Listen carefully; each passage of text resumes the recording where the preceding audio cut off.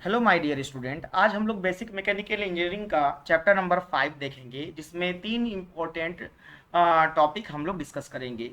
Manufacturing process, engineering material and heat treatment. ये तीनों topics थोड़े लेंदी होने के कारण ये वाला वीडियो भी हमारा थोड़ा बड़ा होने वाला है। तो आप लोग पेशेंस बना के इस वीडियो को पूरा कंप्लीट करें, जिससे एग्ज़ाम के प्रिपरेशन में आपको काफ़ी मदद मिलेगी। ओके, वीडियो में स्टूडेंट आगे बढ़ते हैं।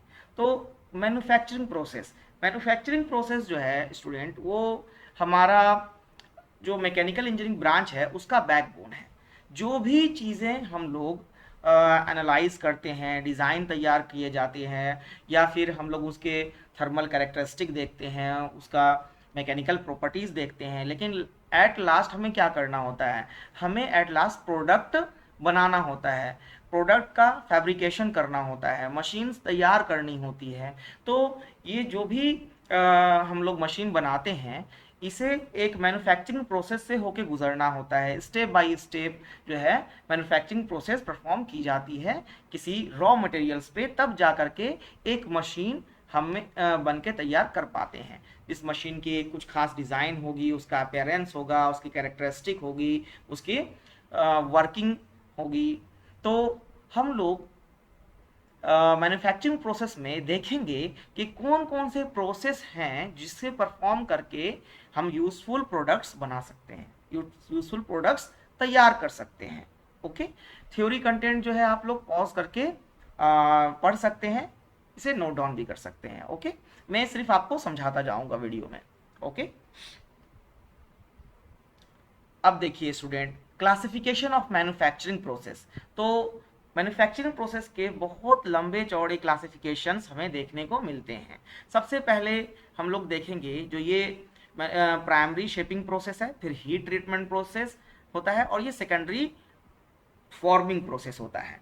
तो ये शेपिंग प्रोसेस में क्या है, जैसे कि हम लोग जब सब जानते हैं कि रॉ मटेरियल जब होगा, रॉ मटेरियल को एक खास शेप हमें देना होता है। जब उसे एक शेप मिल जाती है, उसके बाद हम लोग उस पर सेकेंडरी फॉर्मिंग प्रोसेस कर पाते हैं। तो ये जो प्राइमरी शेपिंग प्रोसेस है, इसके अंडर क्या क्या चीज़ें आती हैं? तो casting, forging, rolling, drawing, sintering, extrusion, bending, हम लोग एक एक करके सबको डिस्कस करेंगे। आप लोग इतना लंबा चौड़ा क्लासिफिकेशन देख करके घबराए नहीं, वीडियो ऐसे भी काफ़ी लंबा होने वाला है। हम लोग कास्टिंग देखेंगे, कास्टिंग काफ़ी डिटेल में देखेंगे, फोर्जिंग देखेंगे, रोलिंग देखेंगे, ड्राइंग देखेंगे, एक्सट्रशन देखेंगे, मशीनिंग प्रोसेस, सरफेस फिनिशिंग और ज्वाइनिंग एंड असेंबलिंग, जो कि सेकेंडरी फॉर्मिंग प्रोसेस है। जब हमारा एक शेप बन के तैयार हो जाता है, फिर उस शेप को और ज़्यादा प्रिसाइज करने के लिए, उसकी अपेयरेंस को और ज़्यादा बेहतर बनाने के लिए हम लोग क्या करते हैं? सेकेंडरी फॉर्मिंग प्रोसेस करते हैं। और साथ ही साथ हीट ट्रीटमेंट प्रोसेस जो है, इसका भी एक अपना बहुत इंपॉर्टेंट रोल है।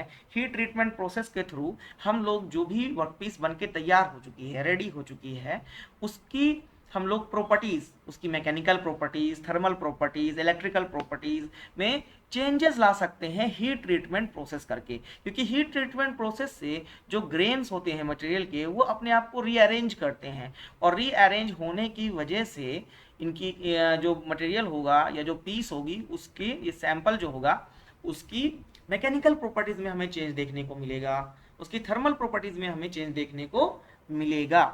ओके, अब यहाँ पे आप देख पा रहे होंगे कि कास्टिंग जो है वो फेरस नॉन फेरस दोनों के साथ किया जा सकता है। फॉर्मिंग दो तरह की होती है, इस forging, hot forging and cold forging. Actually ये फॉर्मिंग मैंने बोला था क्योंकि ये जो फॉर्जिंग है, रोलिंग है, ड्राइंग है, एक्सट्रशन, ये सारे जो है ये फॉर्मिंग प्रोसेस का हिस्सा है। अभी हम लोग आगे जाएंगे तो हम लोग देखेंगे कि किस तरह से फॉर्मिंग प्रोसेस जो है उसके अंडर में ये फोर्जिंग, रोलिंग, ड्राइंग, सिनेटरिंग, एक्सट्रशन, बेंड, ये सारे जो है आते हैं प्रोसेस। ओके, तो हॉट फोर्जिंग क्या होता है एंड कोल्ड फोर्जिंग क्या होता है?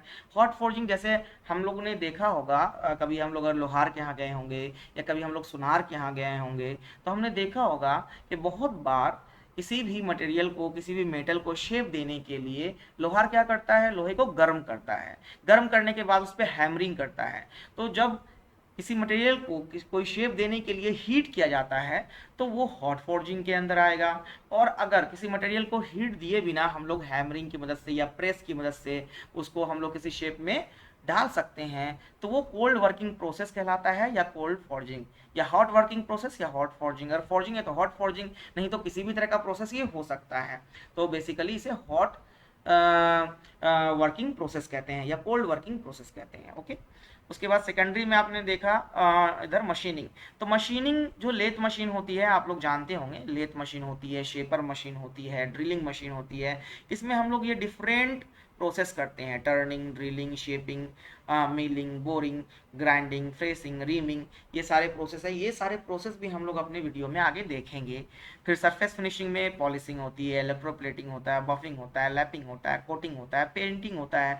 ये अपीयरेंस के लिए भी किया जाता है, और सरफेस फिनिशिंग से एंटी क्रोजिव प्रॉपर्टीज भी डेवलप होती है किसी भी वर्क पीस में, जिससे कि वर्क पीस की जो लाइफ होगी वो क्या होगी, काफ़ी ज़्यादा बढ़ जाएगी। उसके बाद ये ज्वाइनिंग एंड असेंबलिंग। तो ज्वाइनिंग एंड असेंबलिंग क्यों किया जाता है? जनरली जितने भी हमारे मशीन हम लोग तैयार करते हैं उन्हें हम लोग डिफरेंट सेक्शंस में उनकी मैन्युफैक्चरिंग प्रोसेस की जाती है और बाद में उसे असेंबल कर दिया जाता है। असेंबल करने का तरीका जो है वो परमानेंट असेंबलिंग भी की जा सकती है, जैसे ज्वाइनिंग होता है, और असेंबलिंग जो होता है वो टेम्पोररी होता है, उसे हम लोग जब चाहे डिसेंबल कर सकते हैं। ऐसा क्यों किया जाता है? तो 3-4 कारणों से ऐसा किया जाता है। अगर हम लोग सारा का सारा प्रोडक्ट एक साथ बना देंगे तो वो पहले तो स्पेस बहुत ज़्यादा लेगा, वर्किंग एरिया बहुत ज़्यादा लेगा। दूसरा, उन सारे वर्क पीस पे अलग अलग प्रोसेस करनी होती है। किसी पे कास्टिंग प्रोसेस से कोई पार्ट बना है, कोई पार्ट फॉर्जिंग प्रोसेस से बना है, कोई पार्ट रोलिंग प्रोसेस से बना है। तो हमें पूरा का पूरा प्रोडक्ट जो है वो एक साथ कास्टिंग प्रोसेस में भेजना होगा, फोर्जिंग प्रोसेस में, अलग अलग सेक्शंस में सारे के सारे पार्ट भेजने होंगे। और इसकी वजह से हमारा जो मैन्युफैक्चरिंग टाइम है या फैब्रिकेटिंग टाइम है वो बहुत ज़्यादा बढ़ जाएगा। ठीक है, तो हम लोग क्या करते हैं, कास्टिंग के थ्रू जो बनना है उस पार्ट को हम लोग कास्टिंग सेक्शन में भेज दिया, फोर्जिंग के थ्रू जो पार्ट बनना है उसे फोर्जिंग सेक्शन में भेज दिया हमने, एक्सटर्शन से जो पार्ट बनना है उसे एक्सटर्शन प्रोसेस में भेज दिया हमने। तो फिर क्या होगा कि हमारा टाइम बहुत कम लगेगा, जिससे कि हम पूरा प्रोडक्ट जो है वो एक साथ हमें एक समय पे मिल जाएगा, बाद में उसे हम लोग असेंबल कर देंगे। दूसरा, असेंबल करने का एक कारण और होता है कि जब हमें मेंटेनेंस करना होता है तो हमें पूरे मशीन को डिसेंबल करना होता है, तो मेंटेनेंस के प्रोस्पेक्ट से भी हम लोग जो है सेक्शंस में पार्ट को बनाते हैं। साथ ही साथ एक बहुत इंपॉर्टेंट पॉइंट ये भी है कि अगर हम लोग सेक्शन में पार्ट ना बनाएंगे तो क्या होगा, मशीन को जो है पार्ट वाइज नहीं बनाएंगे, सेक्शंस में नहीं बनाएंगे, तो अगर कोई एक पार्ट भी खराब हो गया तो हमें पूरी की पूरी मशीन चेंज करनी होगी। लेकिन अगर हम लोग सेक्शंस में बनाते हैं तो जो पार्ट खराब हुआ है उसको हम लोग रिप्लेस कर देते हैं, है ना। और इसके बाद वेल्डिंग में हम लोग इसमें ज्वाइनिंग में हम लोग देख पा रहे हैं कि कौन कौन से मेथड्स हैं ज्वाइनिंग और असेंबलिंग के। तो वेल्डिंग है, ब्रेजिंग है, सोल्डरिंग है, रिवेटिंग है, नट बोल्ट है, स्क्रू है, कपलिंग है, एडहेसिव बॉन्डिंग है। आप लोग नट बोल्ट और स्क्रू में जानते होंगे या कपलिंग में जानते होंगे कि ये सब जो है टेम्प्रोरी असेंबलिंग होती है इसमें, और वहीं वेल्डिंग में, ब्रेजिंग में, सोल्डरिंग में, एडहेसिव में जो है परमानेंट असेंबलिंग होती है। ओके, वीडियो में आगे बढ़ते हैं स्टूडेंट। Metal casting process. तो कास्टिंग जो है वो अपने आप में बहुत बड़ा एरिया है।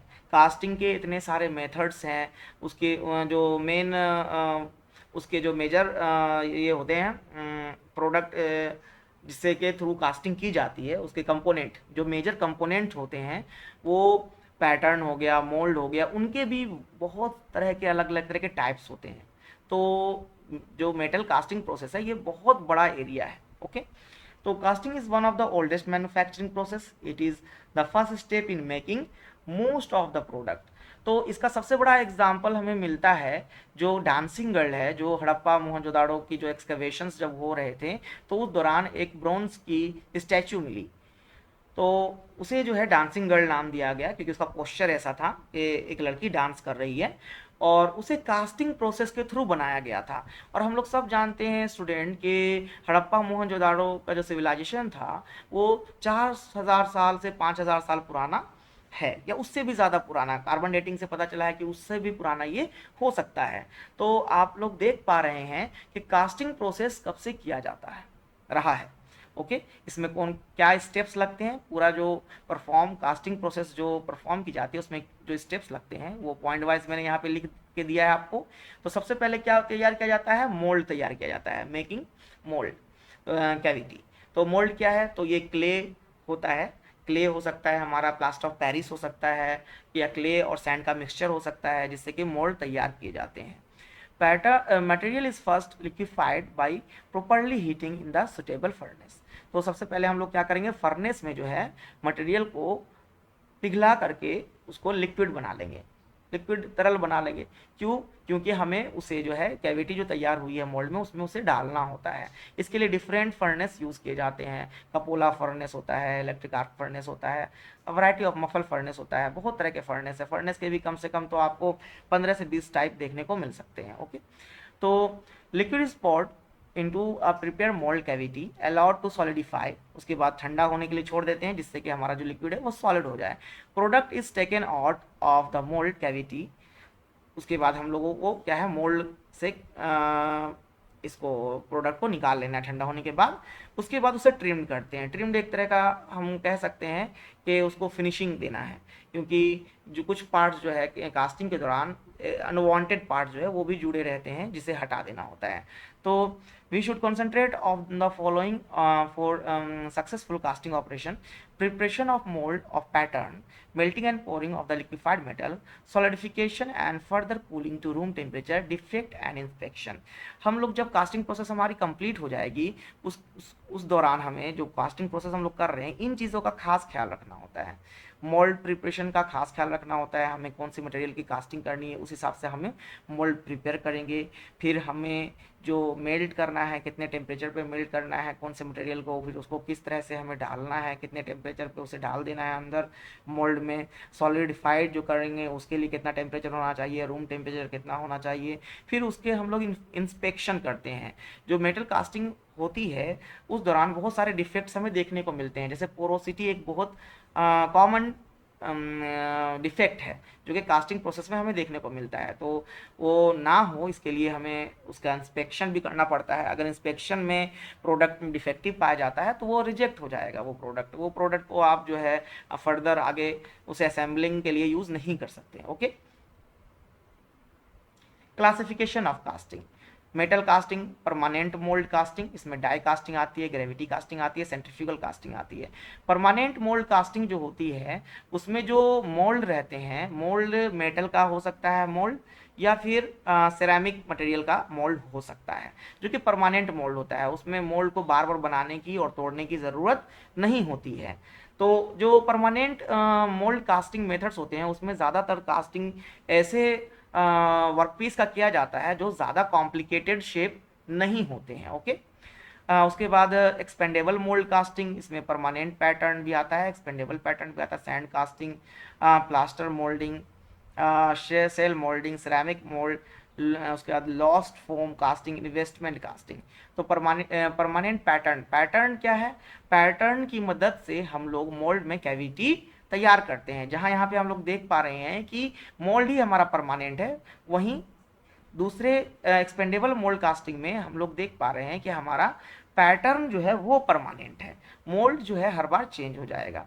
और फिर कंपोजिट मोल्ड कास्टिंग, हम लोग इन सब को भी डिस्कस करेंगे डिटेल में आगे वीडियो में। ओके, ये देखिए सैंड कास्टिंग का मैंने यहाँ पे फिगर डाल रखा है, क्योंकि जब क्लास में मैं पढ़ा रहा था तो कलर्ड फिगर नहीं बना पाने के कारण ब्लैक एंड वाइट में बहुत सारे स्टूडेंट्स को समझने में थोड़ी दिक्कत होती है ब्लैक बोर्ड पे। तो इस वजह से मैं यहाँ पे एक कलर्ड फोटो मैंने लगाया है, जिसकी वजह से आपको और ज़्यादा डिटेल से समझ में आए। ये आप देखिए, रनर किसे कहते हैं मैंने पहले ही आपको बताया है। रनर जिसके थ्रू हम लोग मोल्टेन मेटल्स को कैविटी में डालते हैं। ये जो ऑरेंज पार्ट आपको दिख रहा है ये एक्चुअली में ग्रीन सैंड है। ग्रीन सैंड मैंने क्या बोला था आपको, जो कि वेट होता है थोड़ा, है ना, थोड़ा सा नमी होती है उसमें। ओके, और ये कोर कब, जब हमें कोई ऐसा वर्कपीस तैयार करना होता है जिसका जो सेंटर होगा वो खोखला होगा, हॉलो होगा, है ना, तो इसके लिए हम लोग कोर को भी यूज़ करते हैं।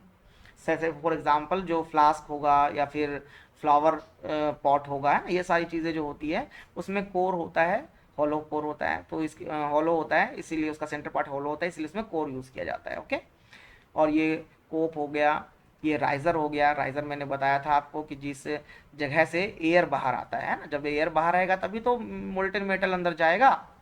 Okay, plaster mould casting. तो प्लास्टर मोल्ड कास्टिंग का ये फिगर है, जिस तरह से ये हमारा सैंड कास्टिंग का है। प्लास्टर मोल्ड कास्टिंग में जो ये मोल्ड होता है वो प्लास्टर ऑफ पेरिस का बनाया जाता है, बस यही डिफरेंस है। बाकी यहाँ पे देखिए प्लास्टर स्लरीज तैयार की जा रही है ना। तो ये वाला जो है हमारा पार्ट जो है ये देख पा रहे होंगे आप लोग, ये जो है प्लास्टर का। ओके, उसका shell moulding process. Shell moulding process में क्या होता है, जो हमारा ये जो सैंड मोल्ड है उसके बीच में और जो हम लोग मोल्टन मेटल डाल रहे हैं, इन दोनों के बीच में एक शेल रहता है। ये शेल किसका रहता है, तो रेजिन मटेरियल का रहता है। ये शेल क्यों लगाया जाता है, तो सैंड में क्योंकि ग्रेन्स साइज होते हैं उसके कुछ, तो जिसकी वजह से हमें सरफेस फिनिशिंग अच्छी नहीं मिलती, ज़्यादा प्रिसाइज शेप नहीं मिलता है, ज़्यादा एक्यूरेट शेप नहीं मिलता है। तो ज़्यादा प्रिसाइज एक्यूरेट शेप के लिए हम लोग शेल मोल्डिंग प्रोसेस करते हैं। यहाँ पे आप देख पा रहे होंगे फिनिश प्रोडक्ट जो है वो कितना ज़्यादा प्रिसाइज है शेप वाइज। ओके, फिर इन्वेस्टमेंट कास्टिंग। इन्वेस्टमेंट कास्टिंग में जो पैटर्न होगा हमारा या फिर हमारा जो मोल्ड होता है, ये दोनों में से कोई जो है वैक्स का, हम लोग वैक्स मटेरियल का हम लोग ले लेते हैं। ज़्यादातर मामले में हमारा जो पैटर्न होता है वही वैक्स मटेरियल का होता है। तो जब हम लोग मोल्टन मेटल हम लोग जब मोल्ड में डाल रहे होते हैं, उस दौरान ये जो वैक्स पैटर्न है वो क्या होता है, पिघल करके बाहर चला जाता है। या फिर एक और तरीका होता है, हम लोग जब सैंड जो है वो डाल देते हैं ऊपर से, वैक्स पैटर्न के ऊपर सैंड डाल देते हैं, उसके बाद गैस राइजर और गेट वगैरह बनाने के बाद, रनर बनाने के बाद उसे हम लोग क्या करेंगे, पूरा का पूरा जो मोल्ड होगा उसे हम लोग फर्नेस में डाल देते हैं। और वो हीट होने के कारण जो हमारा वैक्स पैटर्न होता है वो पिघल के बाहर आ जाता है और हमारी कैविटी तैयार हो जाती है। और फिर उस कैविटी में हम लोग जो है मोल्टन मेटल डाल देते हैं। यहाँ पे आप देख पा रहे होंगे, यहाँ पे हीट दिया है जिससे कि वैक्स जो है अंदर का वो बाहर आ गया, ड्रेन आउट हो गया। उसके बाद जो कैविटी बच गई है उस कैविटी में मोल्टन मेटल डाल दिया गया है। ओके, फिर यहाँ पे आप देख पा रहे होंगे जो शुरू में हम लोगों ने बताया था डाई कास्टिंग है, ये डाई कास्टिंग है। आप देख पा रहे हैं जो यहाँ पे डाई है वो किसी मेटल का बनाया गया है, डाई तैयार किया गया है। ये परमानेंट मोल्ड होता है। इसमें इस कास्टिंग मेथड में बार बार मोल्ड बनाने की ज़रूरत नहीं होती है, लेकिन इस कास्टिंग से जो भी वर्क पीसेस बनाए जाते हैं वो शेप में काफ़ी ज़्यादा सिमेट्रिकल शेप्स के होते हैं, कॉम्प्लिकेटेड शेप्स नहीं होता है। Okay, centrifugal casting. Centrifugal casting भी हमारा परमानेंट मोल्ड कास्टिंग मेथड है। यहाँ पे ये मटेरियल डाला जा रहा है और ये वाला जो पार्ट है, ये पार्ट मोल्ड वाला पार्ट जो है ये रोटेट हो रहा होता है। आप लोग सेंट्रीफ्यूगल फोर्स के बारे में अच्छे से जानते होंगे, जिसकी वजह से ये जो मोल्टन मेटल है ये पूरी तरह से फैल जाता है, उसके साइड में पूरी तरह से अच्छे से फैल जाता है। तो ये बहुत कॉम्प्लिकेटेड कास्टिंग प्रोसेस मेथड है और ये आपको लेबोरेटरीज वगैरह में, कॉलेजेस वगैरह में कम ही देखने को मिलता है। आईआईटी वगैरह में आपको देखने को मिल सकता है। ओके, यहाँ पे मैंने थ्योरी भी डाल रखी है सबकी, मैंने सारे पॉइंट्स आपको समझा दिए हैं। इसे रीड करने की ज़रूरत नहीं है मुझे, आप इसे नोट डाउन कर सकते हैं या वीडियो को पॉज करके इसे पढ़ सकते हैं। ओके, यहाँ पे जितनी भी कास्टिंग मेथड्स मैंने अभी आपको ऊपर में एक्सप्लेन की, सबकी थ्योरी मैंने यहाँ पे आपको डिटेल में लिख दी है। Okay, sand casting, plaster mould casting, shell mould casting, investment casting, die casting, centrifugal casting, continuous casting. Continuous casting मैंने फिगर भी उसका नहीं डाला था, एक्सप्लेन किया था। कंटिन्यूस कास्टिंग में हम लोगों को जो है लगातार मेटल्स को डालते जाना होता है, जिस तरह से वाटर फ्लो करता है पाइपलाइन में, उसी तरह से लगातार जो है ये बहुत तेज फास्ट कास्टिंग मेथड है, लेकिन थोड़ा कॉम्प्लिकेटेड है। ओके, आगे बढ़ते हैं। पैटर्न। अब पैटर्न क्या है, तो मैंने आपको बताया था कि पैटर्न मोल्ड में कैविटी तैयार करने के लिए हम लोग पैटर्न का यूज़ करते हैं। देखिए यहाँ पे आपको मैं पैटर्न के दिखाऊंगा कुछ फिगर्स, तो आपको समझ में आएगा। ये डिफरेंट, ये सिंगल पीस पैटर्न है, ये 2 पीस पैटर्न है, ये अलग अलग हो जाता है। ठीक है, ये मल्टी पीस पैटर्न है, ये वाला हिस्सा अलग, ये वाला हिस्सा जो मिडिल वाला अलग और ये वाला अलग। ये लूज पैटर्न है, ये लूज पैटर्न क्या होता है, ये भी अलग अलग हो जाता है और बाद में ये जुड़ भी जाता है। ओके, ये हमारा कोप एंड ड्रैग पैटर्न है, ये स्वीप पैटर्न है, स्वीप पैटर्न हमारा जो फ्लाई व्हील्स वगैरह होती है उसको बनाने में काम आता है। ये शेल वाला, सेल कास्टिंग आपने देखा होगा, उसका पैटर्न है ये स्केलेटन पैटर्न है, ये सेगमेंटल पैटर्न है। सेगमेंटल पैटर्न भी जो है हमारा ये फ्लाई व्हील वगैरह बनाने में काम में आता है। उसके बाद ये फॉलो बोर्ड है। स्वीप पैटर्न का काम व्हील्स वगैरह बनाने में भी होता है। ये मैच प्लेट पैटर्न है, ये गेटेड पैटर्न है। गेटेड पैटर्न में भी हम लोग एक साथ जो है बहुत सारी कास्टिंग कर सकते हैं। तो यहाँ पे इसका जो है आप थ्योरी पार्ट जो है वो पॉज करके नोट डाउन कर सकते हैं, पढ़ सकते हैं। पैटर्न का काम जो है बेसिकली कैविटी प्रिपेयर करना होता है। जब मोल्ड हम लोग तैयार कर लेते हैं उसके बाद उसमें हम लोग पैटर्न डालेंगे, उसके ऊपर और मोल्ड डालते हैं, और उसके बाद ये जो मोल्ड जो है ना, ये दो पार्ट में मोल्ड जो है बॉक्स होता है उसमें तैयार किया जाता है। तो ये बॉक्स दो पार्ट में बनाए जाते हैं। वो डिपेंड करता है कि किस तरह का जो है शेप है ना, किस तरह का हमारा वर्कपीस का शेप होने वाला है, उस पर डिपेंड करता है। तो ये सब फिगर आप लोग देख पा रहे होंगे, ये देखिए ये है ना। तो ये जो मोल्ड है ये हमारा जो है यहाँ पे जो ये कैविटी तैयार हुई है, तो कैविटी कैसे तैयार हुई होगी, तो कैविटी जो है पैटर्न की मदद से तैयार की जाती है। ठीक है, पैटर्न की मदद से कैविटीज तैयार की जाती है। तो ये पैटर्न जो है वो कैविटी क्रिएट करने का एक तरह से काम करते हैं। पैटर्न जो है बहुत अलग अलग मटेरियल के भी होते हैं। वुड का होता है, वैक्स का होता है। इन्वेस्टमेंट कास्टिंग में वैक्स पैटर्न यूज़ किया जाता है। प्लास्टर ऑफ पेरिस का पैटर्न हो सकता है, या फिर मेटल्स के भी पैटर्न्स हो सकते हैं। ओके, देखिए single piece pattern, two piece pattern, cope and drag pattern, three piece pattern, ये सब के जो है मैंने फिगर को एक्सप्लेन कर दिया है। आप ये थ्योरी पार्ट जो है वो पॉज करके पढ़ सकते हैं। Okay, loose piece pattern, gated pattern and sweep pattern, ये सारे फिगर्स इधर हैं, ऊपर हैं इसके, और सारे के थ्योरीज जो है यहाँ नीचे दिए गए हैं। ओके, अभी मटेरियल यूज इन पैटर्न, कौन कौन से मटेरियल यूज़ किए जाते हैं। तो जो सबसे कॉमन मटेरियल है जो पैटर्न के लिए यूज़ किया जाता है वो है वुड मटेरियल। ये सबसे सस्ता भी पड़ता है। इसका कारण है वुड मटेरियल का यूज़ करने का, क्योंकि वुड को हम लोग बहुत आसानी से किसी भी शेप में उसको हम लोग तैयार कर सकते हैं, और बहुत ही प्रिसाइज शेप तैयार हो सकती है। वुड की सरफेस फिनिश भी हमें अच्छी ही मिलती है। साथ ही साथ वुड पैटर्न जो होता है वो वेट में भी काफ़ी हल्का होता है, इसीलिए वुड मटेरियल को पैटर्न के तौर पे यूज़ किया जाता है। यहाँ पे इसके आप एडवांटेजेस देख सकते हैं। It is a common material for making pattern as it has the following advantage, it is cheap and available in evidence, है ना, बहुत सस्ता पड़ेगा हमें। It can be easily shape, आसानी से शेप दिया जा सकता है। ड्यू टू लाइट वेट, ये भी मैंने आपको बता दिया। एक गुड सरफेस फिनिश, ये भी मैंने आपको बताया। It can be preserve for a long time, जो हमारा वुड पैटर्न होगा इसे लंबे समय तक के लिए प्रिजर्व करके भी रखा जाता है। एक्चुअली जो पैटर्न तैयार होगा ना किसी भी कंपनी के द्वारा, उन पैटर्न्स का पेटेंट लेना पड़ता है।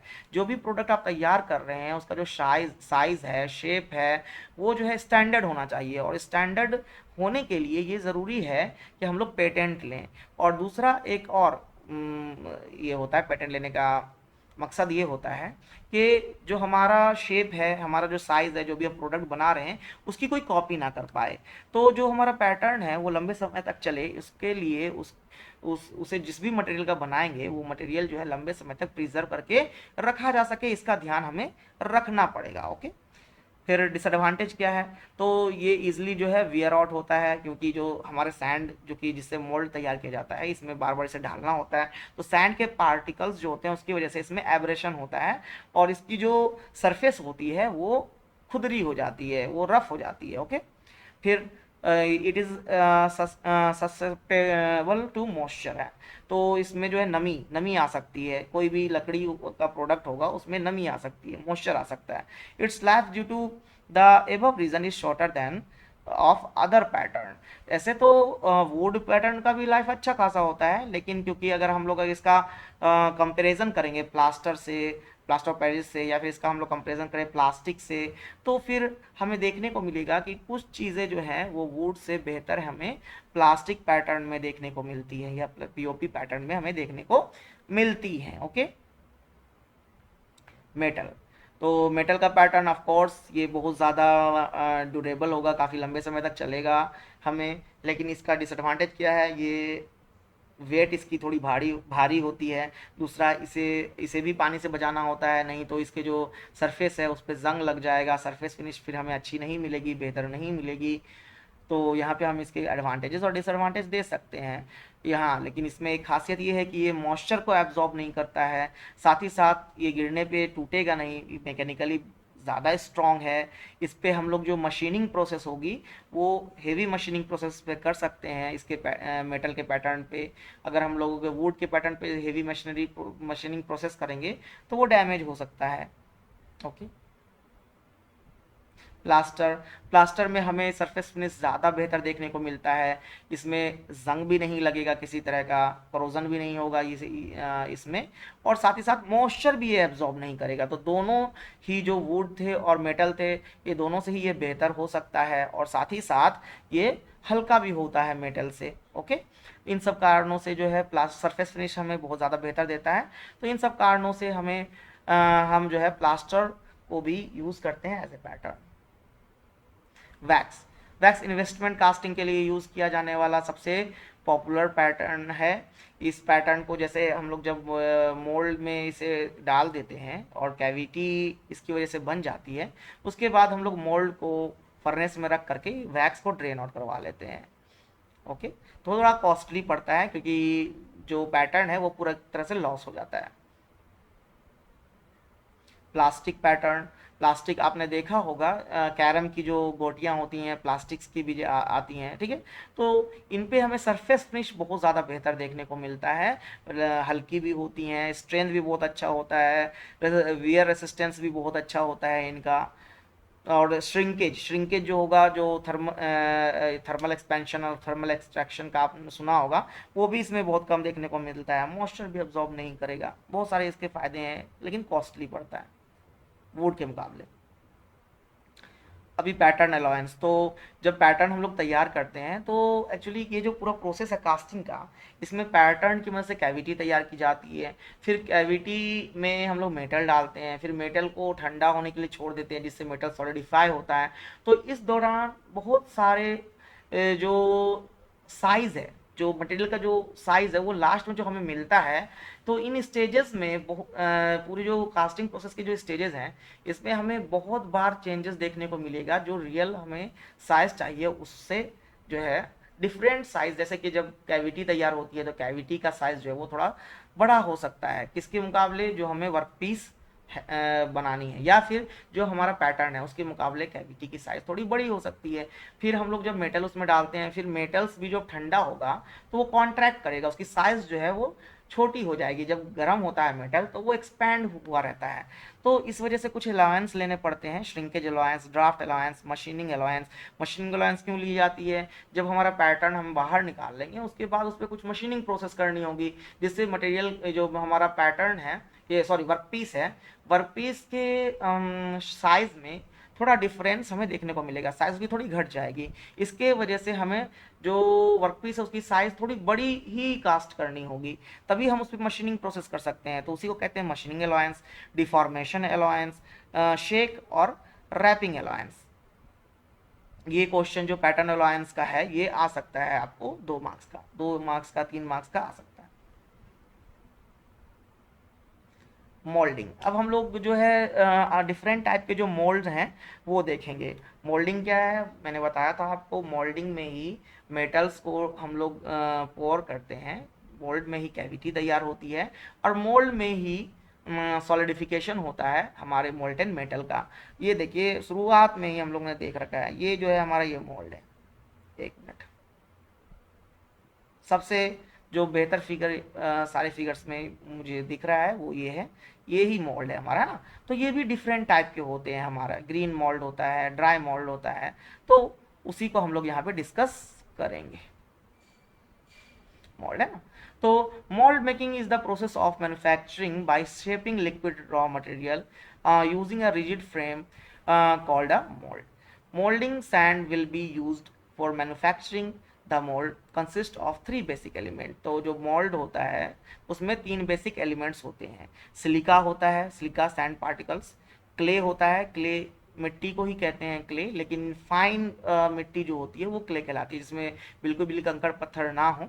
फिर वाटर और सोडियम सिलिकेट, ये तीन बेसिक एलिमेंट से मिलकर के जो है हमारा मोल्ड तैयार किया जाता है। इनके प्रोपोर्शंस अलग अलग प्रोपोर्शंस यूज़ किए जाते हैं। क्ले भी डिफरेंट टाइप के यूज़ किए जा सकते हैं, उसके अलावा वाटर की भी अलग अलग क्वांटिटी यूज़ की जाती है। ओके,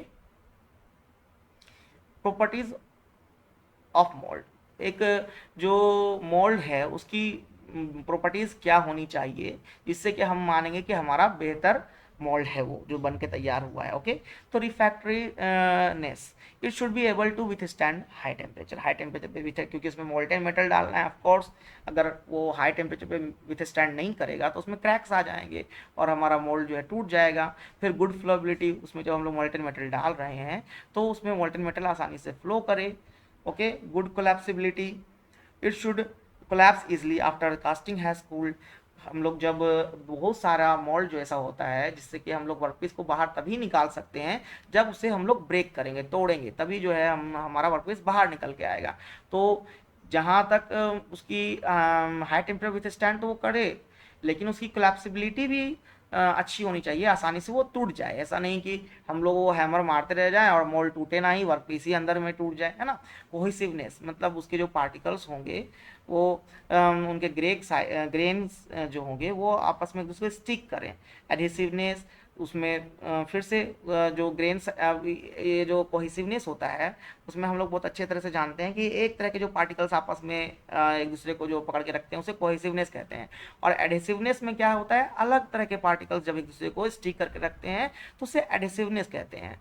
तो हमने यहाँ पे देखा, जब मैंने आपको बताया कि अलग अलग तरह के एलिमेंट्स मिलाए जाते हैं, silica, sand, particle, clay and water, sodium.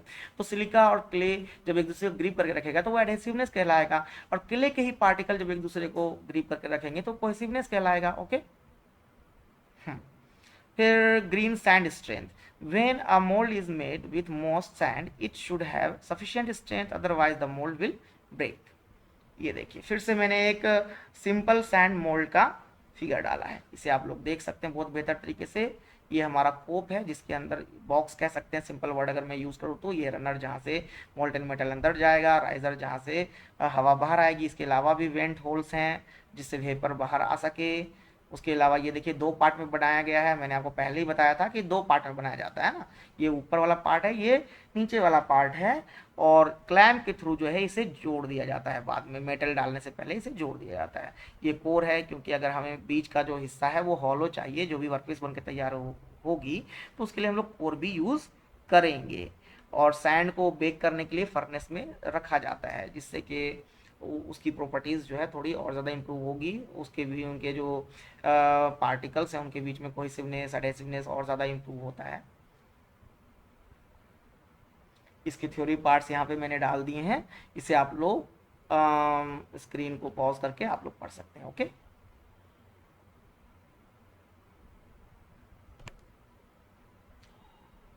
यहाँ पे मैंने बता रखा है आपको, सैंड मोल्ड जो है वो तीन तरह के होते हैं, green sand mould, skin dry mould, dry mould में जो नमी होती है वो एकदम ना के बराबर होती है, ग्रीन सैंड मोल्ड में नमी होती है ना। तो आपने देखा होगा मिट्टी के घड़े देखे होंगे, तो वो भी अलग अलग तरह के होते हैं। बहुत बार जो है हम लोग देखते हैं कि मिट्टी की जो चीज़ें बनाई जाती हैं उनमें थोड़ी नमी होती है, और बहुत ऐसा जो मिट्टी के प्रोडक्ट बनाए जाते हैं वो बहुत ज़्यादा हार्ड होते हैं क्योंकि उनकी पूरी नमी जो है वो निकाल दी जाती है उसको गर्म करके, बेक करके उसे, है ना। तो इस तरह से जो है हम लोगों को अलग अलग प्रॉपर्टीज़ के मोल्ड मिलते हैं। Okay,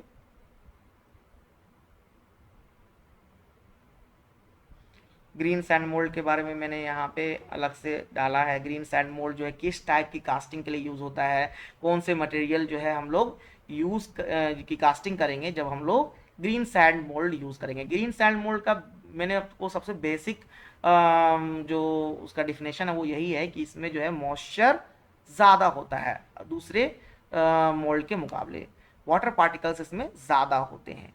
okay, variation of green sand mould, अब इसमें भी अलग अलग वेरिएशन हमें देखने को मिलते हैं। High density moulding, flask less moulding, tight flask moulding, skin dry, dry sand. Advantage क्या है, most ferrous non ferrous metal can be used. low pattern and material cost, almost no limit on size, shape or weight, part adaptable to large or small quantities, used best for light bench molding, for medium size casting, or for use with production molding machine. Disadvantage: low design complexity, lower dimensional accuracy. Term use in sand green sand moulding. तो ये सारे जो भी casting में जो भी term use किए जाते हैं, उनमें जो भी कंपोनेंट्स होते हैं या फिर उनमें जिस पार्ट को का भी जो भी नाम है, उसको मैंने यहाँ पे जो है डिटेल में शॉर्ट में कह सकते हैं, डिटेलिंग शॉर्ट में कह सकते हैं, शॉर्ट में मैंने यहाँ पे सारे पॉइंट वाइज बताए हैं। जैसे फ्लास्क होता है तो it hold the sand mould intact, है ना। जो सैंड होता है वो जो बॉक्स में जिसमें रखा जाता है उसे फ्लास्क कहते हैं। Pattern replica of final object. Core, core क्यों है, सेंटर में अगर हमें हॉलो बनाना है वर्क पीस के, इसके लिए कोर यूज़ किया जाता है।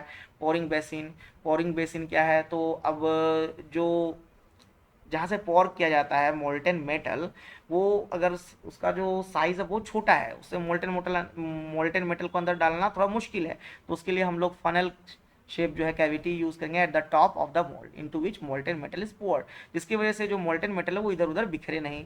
ठीक है। रनर, गेट, ड्राफ्ट, राइजर, ये सारे मैंने डिटेल डिस्कस कर रखे हैं पहले भी। The passage through which molten metal reaches mould cavity. Runner, the passage way into parting plane through which molten metal is regulated to flow into mold। जैसे pipeline होती है ना, उसी तरह का रनर है। गेट, एक्चुअल एंट्री पॉइंट को gate कहते हैं। Draft, to facilitate the easily withdrawing of pattern from cavity. हम लोग जो पैटर्न जब तैयार हो जाएगा हमारा, सॉरी कैविटी तैयार हो जाएगी, तो पैटर्न को वहाँ से हटाएंगे। पैटर्न को जब हटाएंगे तभी ना उसमें मोल्टेन मेटल डालेंगे, तो उसके लिए जो है ड्राफ्ट होता है जो कि ये करने में हमें मदद करता है। Riser, reservoir of molten metal provided in casting so that hot metal can flow back into mould cavity when there is reduction in volume of metal due to solidification.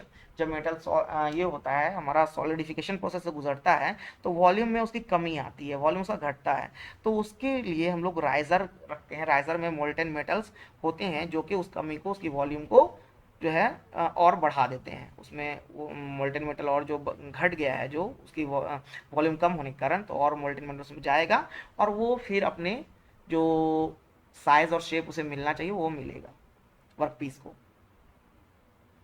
अब फर्नेस, फर्नेस जब हम लोग casting पढ़ रहे हैं तो हमें furnace भी जानना बहुत ज़रूरी है, हमारे सिलेबस का भी पार्ट है, जहाँ पे ये मेटल्स को मेल्ट किया जाता है, उसे फर्नेस कहते हैं। फर्नेस बहुत टाइप्स के होते हैं, कम से कम तो 20 to 30 टाइप्स के फर्नेस होते हैं। फर्नेस में हम लोग जहाँ हीट ट्रीटमेंट प्रोसेस भी करते हैं, एनिलिंग, हार्डनिंग, ये सारे प्रोसेस भी फर्नेस में किए जाते हैं। साथ ही साथ हम लोग फर्नेस को मेटल को मेल्ट करने के लिए भी यूज़ करते हैं। Okay. Cupola furnace, induction furnace, open hearth furnace. ये देखिए, ये कपोला फर्नेस का मैंने आपको फिगर दे रखा है। यहाँ पे कपोला फर्नेस जो है वो इंडस्ट्री में, लार्ज स्केल इंडस्ट्री में यूज़ किया जाता है, जहाँ जैसे एग्जांपल के लिए स्टील प्लांट में कपोला फर्नेस का यूज़ किया जाता है। ये स्टेशनरी फर्नेस होता है, इसमें बहुत अलग अलग सेक्शंस होते हैं, वो इसका जो रेंज होता है, वैरायटी, इसके टेम्परेचर रेंज ये बहुत ज़्यादा होता है। फिगर्स को आप देख करके और बेहतर तरीके से समझ सकते हैं। ओके। यहाँ पे देखिए, यहाँ से ये वाला जो हिस्सा है, यहाँ पे हम लोग ये फ्यूल को जला रहे हैं। ओके। यहाँ पे फ्यूल को जला रहे हैं, उसका ये डिफरेंट सेक्शंस में जो है फ्लक्स है, मेटल है, कोक है, ये प्री हीटिंग जोन है, ये स्टैक जोन है, ये हमारा स्टील सेल है, ये स्पार्क अरेस्टर है। स्पार्क अरेस्टर का काम होता है जो अंदर का टेम्परेचर है मेंटेन करने का काम होता है। चार्जिंग डोर, यहीं से हम लोग मेटल्स को, जिसको हमें मेल्ट करना है, चार्जिंग डोर से हम लोग मेटल्स को हम डालते हैं। ओके, अंदर की तरफ, है ना। कंबशन जोन यहाँ पे हमें दिख रहा है, ये मेल्टिंग जोन है, ये रिड्यूसिंग जोन है। तो हम लोग जो है इसका थोड़ा कॉम्प्लेक्स और बड़ा फिगर है, तो इसे समझ सकते हैं अच्छे से फिगर को देख के, और ये एग्ज़ाम में आ सकता है। ओके। दूसरा जो फर्नेस है, इसका मैंने यहाँ पे थ्योरी पार्ट दे रखा है, इसे आप लोग पॉज करके पढ़ सकते हैं।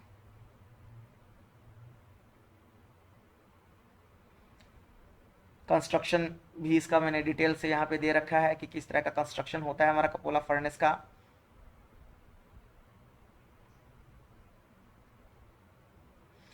अभी इलेक्ट्रिक आर्क फर्नेस में हम लोग आते हैं। इलेक्ट्रिक आर्क फर्नेस जहाँ इसका साइज़ बहुत कॉम्पैक्ट होता है, हम लोग इसे ऐसी जगह पे भी यूज़ कर सकते हैं जो जहाँ पे स्पेस कम है। साथ ही साथ हम लोग देख पा रहे हैं कपोला फर्नेस में जो फ्यूल यूज़ हो रहा है वो कोल या कोक यूज़ हो रहा है। तो यहाँ पे कंबशन प्रोसेस के दौरान धुआं निकलेगा, जिसके लिए हमें जो है खुला जगह चाहिए, ओपन जगह चाहिए। और साथ ही साथ रेसिडेंशियल प्लेस को यूज़ हम लोग नहीं कर सकते हैं, क्योंकि इतना ज़्यादा धुआं देगा तो पॉल्यूशन का कारण भी ये बनेगा। वहीं इलेक्ट्रिक आर्क फर्नेस से इस तरह का कोई भी पॉल्यूशन नहीं होता है। ये जो है इलेक्ट्रिक एनर्जी से ये ऑपरेट किया जाता है। ये साइज़ में भी कॉम्पैक्ट होता है, इसे मूव भी कराया जा सकता है, एक जगह से दूसरी जगह भी आप इसे लेकर के जा सकते हैं। ओके, तो इतने सारे हमें फीचर्स ये प्रोवाइड करता है compare to when it compare to cupola furnace. इसका कंस्ट्रक्शन यहाँ पे हम लोगों ने दे रखा है।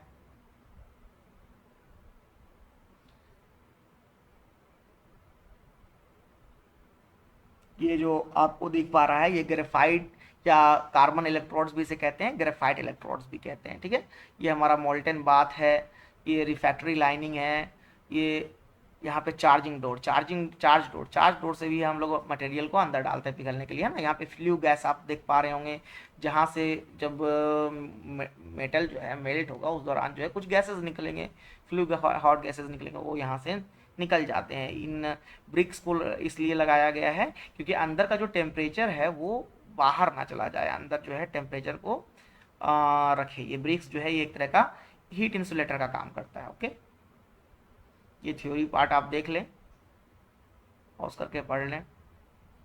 वर्किंग भी मैंने यहाँ पे इसकी डाल रखी है।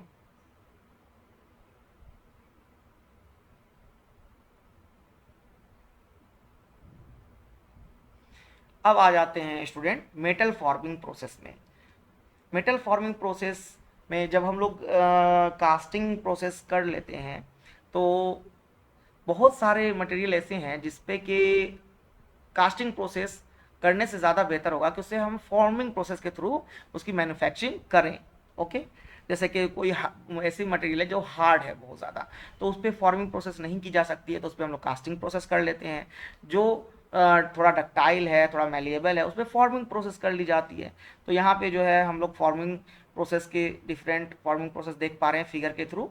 ये रोलिंग है, रोलिंग में हम लोग देख पा रहे हैं इसकी मदद से हम लोग शीट जो है बनाने का काम करते हैं, जिससे कि हमारा जो क्या अलमारी हो गया, अलमीरा अलमीरा हो गया, लेटर बॉक्स हो गया, या फिर टैंकर्स जो होते हैं वो शीट से ही बनाए जाते हैं, और शीट जो है वो रोलिंग प्रोसेस से बनाई जाती है। ये फोर्जिंग प्रोसेस है, फोर्जिंग प्रोसेस की मदद से हम लोग व्हील्स वगैरह बनाते हैं। फोर्जिंग प्रोसेस की मदद से प्रेस स्टील व्हील जो होती है वो फोर्जिंग प्रोसेस की मदद से बनाई जाती है। यहाँ पे एक्सट्रशन देख रहे हैं, पाइप्स वगैरह जो है वो एक्सट्रशन प्रोसेस की मदद से बनाई जाती है। और ये ड्राइंग प्रोसेस है, यहाँ पे ड्राइंग प्रोसेस में भी हम लोग रॉड वगैरह जो है वो ड्राइंग प्रोसेस की मदद से बनाते हैं। ओके, ये देखिए metal large set of manufacturing process in which the material is deformed plastically to take the shape of the die geometry. The tool used for such deformation are called die, punch etc, depending on the type of process. यहाँ पे हम लोगों ने जिस तरह से मैंने casting की भी क्लासिफिकेशन किया था, यहाँ पे मेटल फॉर्मिंग का भी हमने क्लासिफिकेशन किया है। ये होता है बल्क डिफॉर्मेशन, ये होता है शीट मेटल वर्किंग, यहाँ पे रोलिंग प्रोसेस आ रही है, फोर्जिंग प्रोसेस आ रही है, एक्सटर्शन आ रहा है, वायर एंड बार ड्राइंग आ रहा है, bending operation, deep drawing method, sharing process, miscellaneous process, stretching है। ये सारे जो है मेटल फॉर्मिंग प्रोसेस का हिस्सा है। यहाँ पे फिर मैंने आपको रोलिंग, फोर्जिंग, एक्सटर्शन और वायर ड्राइंग मेथड्स को जो है पॉइंट वाइज बताया है, फिगर भी इसके डाले हैं। In this process the work piece in form of slab और plate is compress between two rotating roller in the thickness direction. Forging, the workpiece is compressed between two dies containing shaped counters. Extrusion, in this workpiece is compressed or pushed into the die opening to take the shape of the die holes as it cross section. यहाँ पे आप देख पा रहे हैं। Okay, and wire and rod drawing, ये वाला जो वायर ड्राइंग जिसे कहते हैं, similar to extrusion except that the workpiece is pulled through the die opening to take the cross section. Okay, ये फिर कुछ बेंडिंग, डीप ड्राइंग और स्ट्रेचिंग, शीट मेटल प्रोसेस से कहते हैं, ये शीट फॉर्मिंग प्रोसेस भी इसे कहते हैं। ये देख पा रहे होंगे बेंडिंग है, ऊपर से हाइड्रोलिक प्रेस से प्रेस किया जा रहा है, अलग अलग शेप के हाइड्रोलिक प्रेस है। ये शेयरिंग है, शेयरिंग की मदद से हम लोग जो है एक तरह से शीट मेटल को काटने का काम करते हैं शेयरिंग प्रोसेस से। जैसे आप कागज़ को क्या करते हैं, हाथों से फाड़ते हैं ना, वो कह सकते हैं उसी तरह का ये शेयरिंग प्रोसेस होता है एक तरह का। देखिए, this is nothing but cutting of sheets by shearing action. Cold working, warm working, hot working. तो कोल्ड वर्किंग में मैंने आपको बताया ये था, कोई मटेरियल है जो कि डक्टाइल है, मेलिएबल है, उसको हीट की ज़रूरत नहीं है उसे शेप में देने के लिए, उसमें कोल्ड वर्किंग प्रोसेस कर ली जाती है। वार्म वर्किंग प्रोसेस वहीं या हॉट वर्किंग, वार्म जो है उसमें हल्का गर्म किया जाता है, वहीं हॉट वर्किंग में बहुत ज़्यादा गर्म किया जाता है मटेरियल को शेप देने के लिए।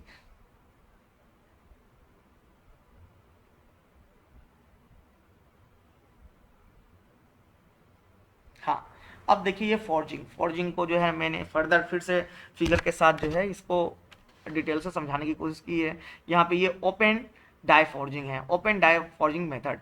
यहाँ पे ये जो ब्लू कलर का आपको दिख रहा है ये वर्कपीस दिख रहा है, ये लोअर डाई है, ये ऊपर से अपर डाई के जो है वो हाइड्रोलिक प्रेस की मदद से दबाया जा रहा है, जिससे कि हमारा जो बीच का वर्कपीस है वो एक शेप ले लेगा।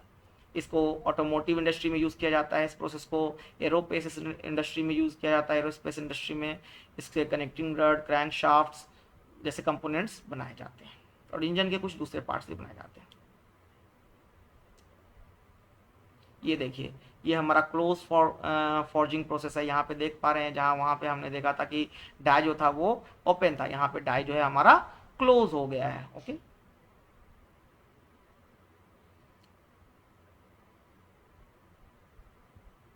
क्लोज डाई फॉर्जिंग, ये हमारा ओपन डाई है ना।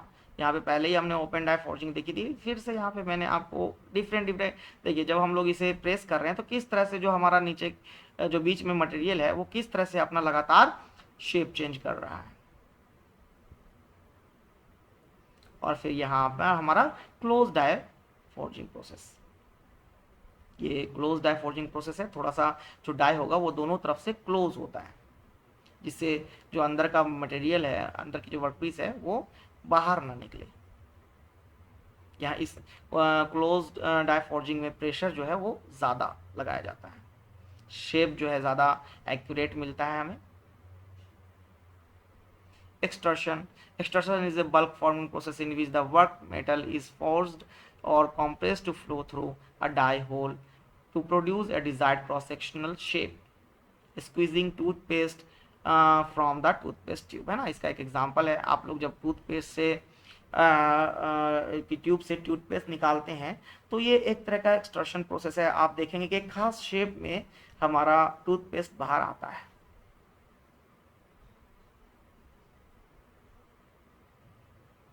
ये देखिए इसका फिगर यहाँ पे फिर से मैंने बताया है। ये डायरेक्ट एक्सट्रैक्शन प्रोसेस है, डायरेक्ट और इनडायरेक्ट दो तरह के एक्सट्रैक्शन प्रोसेस होते हैं। ये इनडायरेक्ट एक्सट्रैक्शन प्रोसेस है। और ये देखिए, ये जो शेप आपको मिलेगा ये डिफरेंट डिफरेंट शेप है। ये क्रॉस सेक्शनल व्यू दिखाया गया है जो वर्कपीस है हमारी उसकी। Rolling, rolling is a metal forming process in which the thickness of the work is reduced by compressive forces exerted by two roller है ना, two rolls rotating in opposite direction. Flat rolling is shown in figure, यहाँ पे figure में भी दिखाया गया है। मैंने आपको पहले ही बताया था, इसकी मदद से हम लोग क्या करते हैं, हमारी वर्कपीस की जो थिकनेस होती है उसको कम करते हैं। इसकी कुछ इंपॉर्टेंट टर्मिनोलॉजी भी मैंने यहाँ पे दे रखी है, आप देख सकते हैं।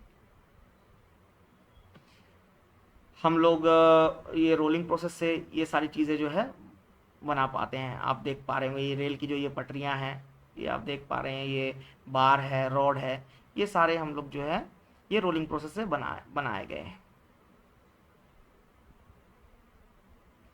अब जो हमारा नेक्स्ट मैन्युफैक्चरिंग प्रोसेस का जो मेथड ये है, प्रोसेस है, वो है वेल्डिंग। वेल्डिंग क्या है? वेल्डिंग एक तरह का ज्वाइनिंग प्रोसेस है, परमानेंट ज्वाइनिंग प्रोसेस है। What is welding? A fabrication or sculptural process that join material, usually metals, to become one. Welding is a material joining process which produce coalescence of material by heating them to suitable temperature with or without the application or pressure, or by the application or pressure alone, and with or without the use of filler material. तो देखिए welding में क्या होता है, welding में दो अलग अलग मटेरियल होते हैं जो कि जिनकी प्रॉपर्टीज सेम होती है, ओके। उनको हीट किया जाता है जिससे वो सेमी सॉलिड स्टेज में आ जाए, जहाँ पे हमें वेल्डिंग करनी है, जिस पोर्शन में वेल्डिंग करनी है उस पोर्शन को हीट करते हैं। बाद में इन दोनों अलग अलग जो हमारी वर्क पीस है इनको क्लोज लाएंगे आपस में और प्रेस करेंगे, जिसकी वजह से ये आपस में जुड़ जाती है, ओके। डिफ्यूज हो जाती है, एक तरह से हम लोग कह सकते हैं डिफ्यूज हो जाती है। और ये जो वेल्डिंग है ये अभी जो है ये हाल फिलहाल की ये टेक्नोलॉजी नहीं है, ये भी टेक्नोलॉजी बहुत पुरानी है। लेकिन पहले जो वेल्डिंग प्रोसेस होते थे वो अलग तरह के होते थे। जैसे कि पहले वेल्डिंग के लिए हम लोग क्या करते थे, दो अलग अलग पार्ट को हमने गर्म किया, उनको आपस में क्लोज किया और फिर उसे प्रेस किया जाता था या हैमरिंग की जाती थी उस पर, जिसकी वजह से वो आपस में डिफ्यूज हो जाते थे। लेकिन आज के टाइम में electric arc welding, gas acetylene welding, MiG welding, TIG welding, metal inert welding जो होती है, मेटल इनर्ट गैस वेल्डिंग, तो बहुत तरह की अलग अलग वेल्डिंग प्रोसेस आ गई है, प्लाज्मा गैस वेल्डिंग। तो अलग अलग वेल्डिंग प्रोसेस है, एडवांस टेक्नोलॉजीज आ गई है जिससे हमारा मेटल ज्वाइनिंग प्रोसेस बहुत ज़्यादा इजी हो गया है। पहले ये थोड़ा कॉम्प्लेक्स होता था, लेकिन बहुत पहले के समय से इसे यूज़ किया जा रहा है, ओके। ये देखिए history of welding. Welding was used in the construction of the iron pillar in Delhi India, erected about 310 AD. तो मैं आपको बताना चाहूँगा कि ये जो आयरन पिलर है इसका सबसे बड़ा क्वालिटी ये है कि इसमें जंग नहीं लगा है आज तक। ये जो है एंटी क्रोजिव प्रॉपर्टीज है इसमें। अब आप ये बताइए 310 एडी के आसपास इसकी कार्बन डेटिंग मेथड से पता लगाया गया है इसकी एज, तो तब से अब तक जो है ये खुले ओपन में है और इसमें जंग नहीं लगा है। तो ये क्या है, जो मेटल्स के जो कंपोजिट्स होते हैं, जो मेटलर्जी साइंस होती है, वो 310 एडी से उसे यूज़ किया जा रहा है और इसमें वेल्डिंग भी की गई है, जो कि of course electric arc welding तो नहीं है, ना ही गैस वेल्डिंग है। दूसरी वेल्डिंग मेथड्स को यूज़ किया गया है, जैसे कि मैंने आपको बताया था कि दो अलग अलग वर्क पीस को हम लोग गर्म करते हैं, उसे क्लोज लाते हैं, फिर उसको प्रेस किया जाता है या फिर उसको हैमरिंग की जाती है उस पर, जिसकी वजह से वो दोनों अलग अलग वर्क पीस आपस में डिफ्यूज हो जाते हैं। तो वो भी एक तरह का वेल्डिंग प्रोसेस ही था जो कि आज से हज़ारों साल पहले किया जाता था, okay. Until the end of 19th century, the only welding process was forge welding, which blacksmith has used to centuries to join iron and steel by heating and hammering them। मैंने बताया आपको पहले ही, अलग अलग वर्क पीस को heat करेंगे, उसको close लाएंगे और उस पर हैमरिंग करेंगे। Arc welding and oxy fuel welding were among the first processes to develop late in the century and resistance welding followed soon after.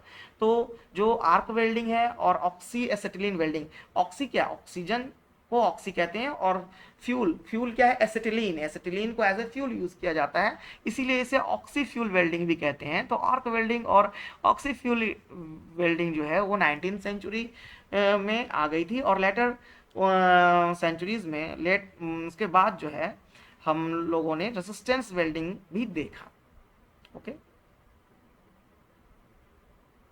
Welding was transformed during the 19th century. In 1802, Russian scientist Vasily Petrov discovered the electric arc and subsequently proposed its possible practical application, including welding, carbon arc welding, alternating current welding, resistance welding, oxy-fuel welding। यहाँ पे देख पा रहे होंगे आप welding की कितने सारे क्लासिफिकेशन है, fusion welding, pressure welding, friction welding. अब फ्यूजन वेल्डिंग में भी अलग अलग तरह की वेल्डिंग है। होमोजीनस, होमोजीनस वेल्डिंग में मतलब कि अगर हम लोग एक तरह के ही मटेरियल को आपस में वेल्ड करें। हेट्रोजीनस में दो अलग अलग मटेरियल हैं उनको आपस में वेल्ड करना है, जैसे कॉपर और एल्यूमिनियम के बीच में वेल्डिंग करनी है, ज्वाइनिंग प्रोसेस करना है, तो उसे हम लोग ब्रेजिंग या सोल्डरिंग कहते हैं। और होमोजेनस प्रोसेस अगर मटेरियल अगर यूज़ करना है तो उसमें गैस वेल्डिंग होता यूज़ होगा, या मिग वेल्डिंग, टिग वेल्डिंग भी उसी के अंदर आती है। इलेक्ट्रिक आर्क वेल्डिंग का है पार्ट ये, मिग वेल्डिंग, टिग वेल्डिंग या शील्डेड मेटल आर्क, ओके। ये और ज़्यादा डिटेल क्लासिफिकेशन देख पाएंगे आप लोग यहाँ पे। ये देखिए न्यूअर वेल्डिंग में क्या कौन कौन सा है, इलेक्ट्रॉन बीम, लेज़र,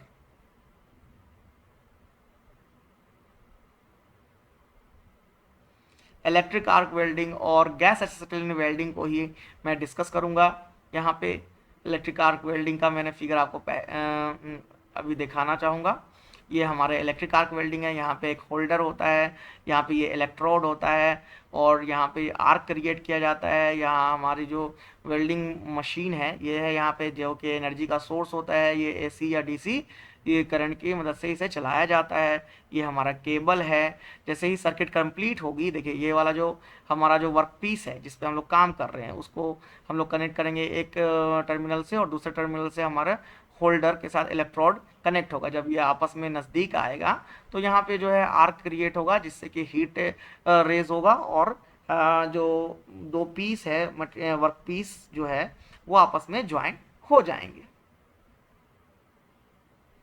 ये आर्क वेल्डिंग के advantage, most efficient way to join metals, lowest cost, affordable, lighter weight, join all commercial metals, provides design flexibility, limitation manual applied, therefore high labor cost, need high energy causing danger, non convenient for disassemble, इसे disassemble वापस नहीं किया जा सकता, एक बार हम लोग जोड़ देंगे तो ये परमानेंट जुड़ जाएगा। नीड हाई एनर्जी कॉजिंग क्या है कि जो इसको ऑपरेट करने के लिए बहुत ज़्यादा हमारी एनर्जी, इलेक्ट्रिकल एनर्जी यूज़ होती है। साथ ही साथ इससे रेडिएशन निकलता है जो आंखों के लिए नुकसानदायक है, इसीलिए जो लेबर कॉस्ट है वो भी ज़्यादा जाता है। Oxyacetylene welding, oxyacetylene welding is a type of gas welding. यहाँ पे ऑक्सीजन जो है वो एक तरह से एयर है और एसिटिलीन जो है वो हमारा फ्यूल है। और इसे कब बनाया गया था, डेवलप कब किया गया था, तो एडमॉन्ड और चार्ल्स, ये दो रिसर्चर साइंटिस्ट कह सकते हैं, फ्रेंच इंजीनियर थे, ये दोनों इंजीनियर्स कह सकते हैं इन्हें। इन्होंने जो है ये वेल्डिंग मेथड्स को डेवलप किया। ओके,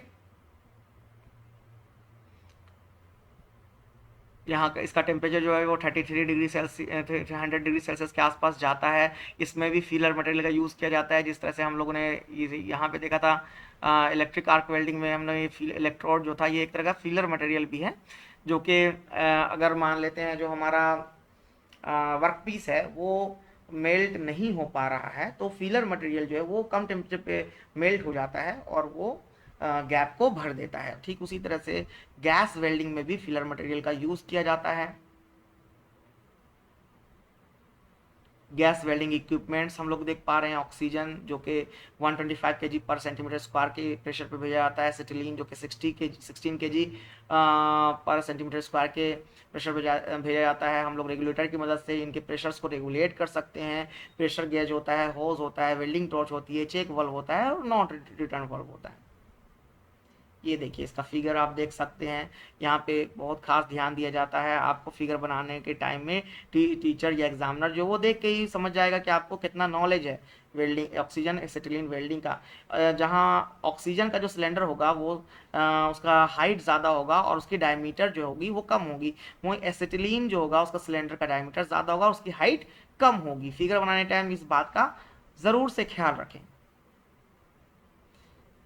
ये वेल्डिंग के थ्रू जो है अलग अलग तरह के ज्वाइंट किए जाते हैं। ये है बट ज्वाइंट, ये फिलेट ज्वाइंट है, स्ट्रैप ज्वाइंट है, ये लैप ज्वाइंट है और ये कॉर्नर ज्वाइंट है। ये अलग अलग तरह के ज्वाइंट्स हम लोग सीखते हैं हमारे वर्कशॉप में। आपने ज़रूर से ये सारे ज्वाइंट्स वर्कशॉप में किए होंगे, आपको करवाए गए होंगे टीचर्स के द्वारा। अब ब्रेजिंग, ब्रेजिंग कब यूज किया जाता है, तो ब्रेजिंग जब दो अलग अलग मटेरियल को आपस में हमें ज्वाइन करना होगा तो हम लोग वेल्डिंग ना यूज करके ब्रेजिंग यूज करते हैं। ब्रेजिंग जैसे कि कॉपर है, कॉपर को अगर हम ब्रोंज के साथ अगर जोड़ते हैं या ब्रास के साथ जोड़ते हैं, ज्वाइनिंग प्रोसेस करते हैं, तो ऐसे सिचुएशंस में हमें क्या करना पड़ता है, ब्रेजिंग प्रोसेस करनी पड़ती है। देखिए brazing is a process in which metals are joint by melting a filler metal into the joint to create strong permanent bond. Brazing required a small joint spacing to allow the capillary action to draw the filler metal into the joint when the part reach the proper phase temperature above 840 degree Fahrenheit. इसे हम लोग जब degree Celsius में बदलेंगे तो ये 450 degree Celsius होगा। तो brazing use flux to strain the and improve its mechanical properties. Fluxes used in brazing have three major functions. They remove any oxides that form as a result of heating the part. They promote wetting, which is the phenomena whereby a liquid filler metal or flux sprayed and adhere in thin continuous layer on a solid base metal. They aid in capillary action by pulling the molten alloy into the joint. Unlike welding, brazing can be use to join dissimilar metals, जो कि मैंने आपको शुरू में ही बता दिया, such as gold, silver, copper, nickel. while brazed joint are strong, they are not as strong as welded joint. Braze joint तो स्ट्रांग होता है, लेकिन वेल्डिंग जॉइंट के जितना ये स्ट्रांग नहीं होता है, क्योंकि डिसिमिलर मेटल्स के लिए यूज किया जा रहा है. Soldering. Soldering is a process in which metals are joined by melting a filler metal into the joint to create strong capillary attraction, and is done at a temperature below 840 degree Fahrenheit. तो यहाँ पे temperature आप लोग देख पा रहे हैं कि 840 डिग्री फ़ारेनहाइट से कम है. जहाँ पे ब्रेजिंग में 840 डिग्री फ़ारेनहाइट टेम्परेचर था, इसमें सोल्डरिंग में टेम्परेचर और कम है.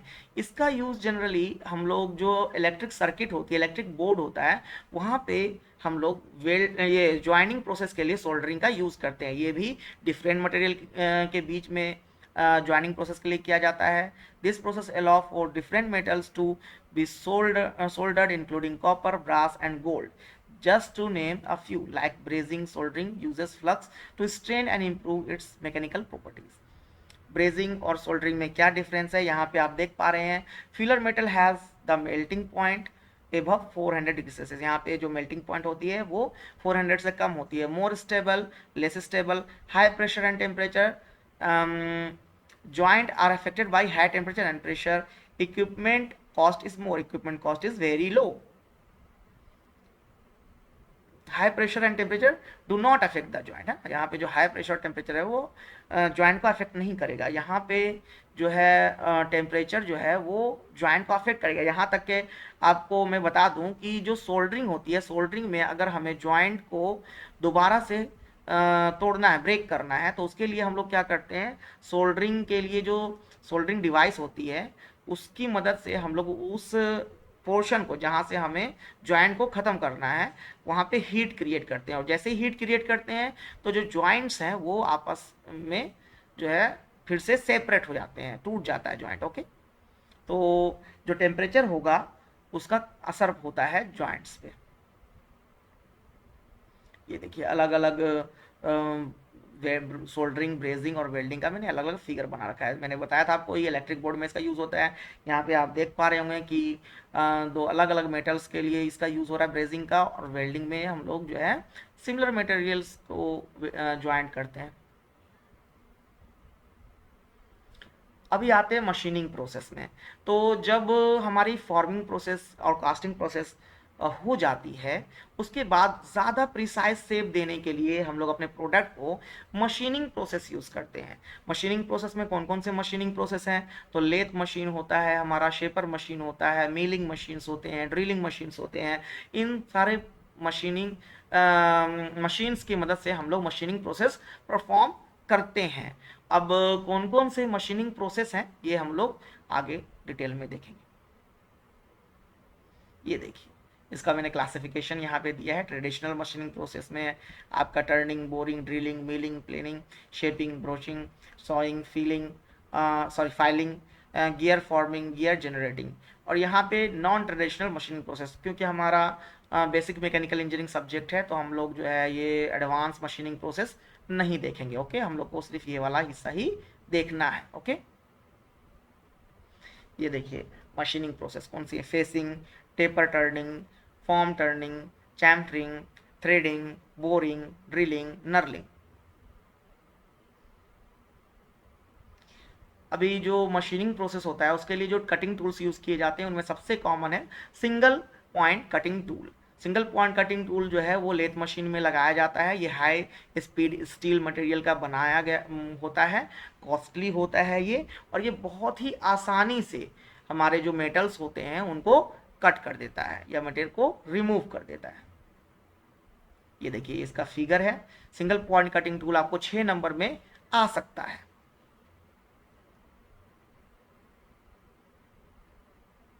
लेथ मशीन, लेथ मशीन जो है वो डेविड विल्किंसन के द्वारा डिज़ाइन किया गया था। लेथ मशीन पे हम लोग बहुत सारे ऑपरेशन परफॉर्म कर सकते हैं। हम लोग turning, facing, taper turning, chamfering, knurling, ये सारे प्रोसेस जो है हम लोग लेथ मशीन पे परफॉर्म कर सकते हैं। ड्रिलिंग भी जो है एक्सेप्शनल केस में लेथ मशीन पे परफॉर्म किए जाते हैं। ऐसे ड्रिलिंग के लिए अलग ही मशीन यूज़ की जाती है।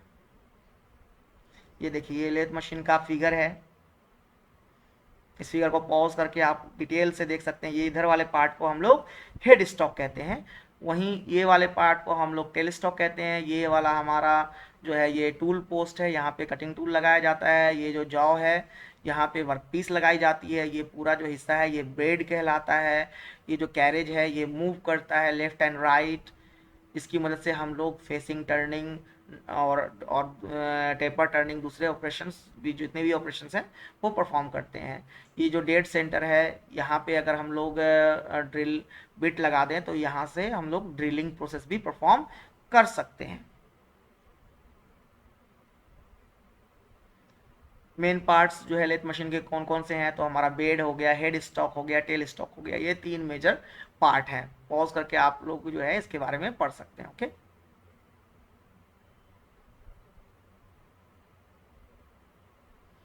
Shaper machine.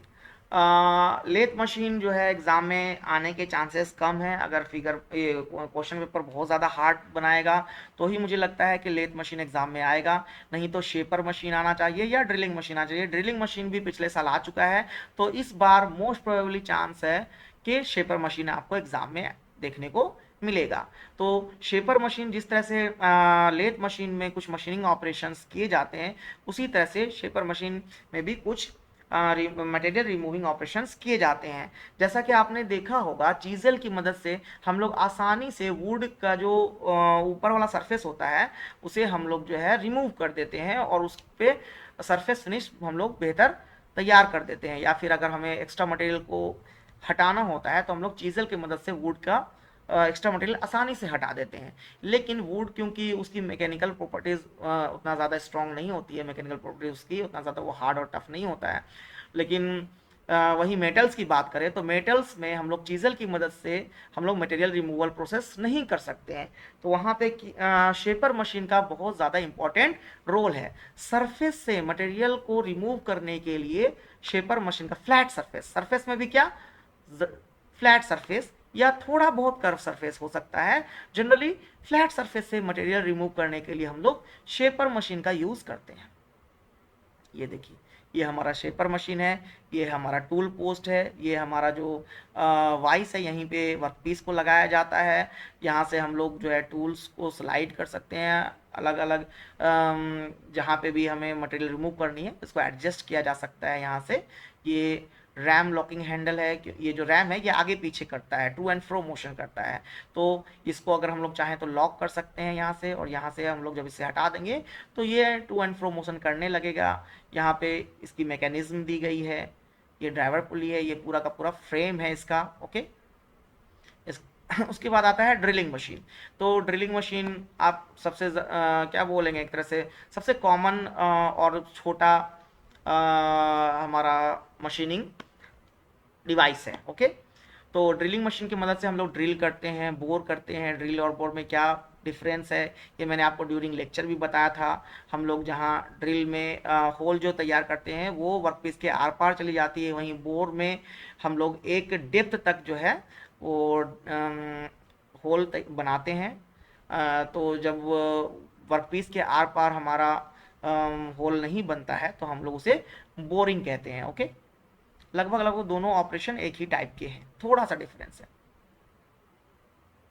ये हमारा ड्रिलिंग मशीन है, ये बहुत ही कॉम्पैक्ट होता है साइज़ में। इसका जो ऑपरेशन, वर्किंग ऑपरेशन होती है वो भी बहुत ज़्यादा सिंपल होती है। ये हमारा यहाँ पे ड्रिल बिट लगाया जाता है, जो कि रोटेट करता है मोटर के मदद से। ये इलेक्ट्रिक मोटर है।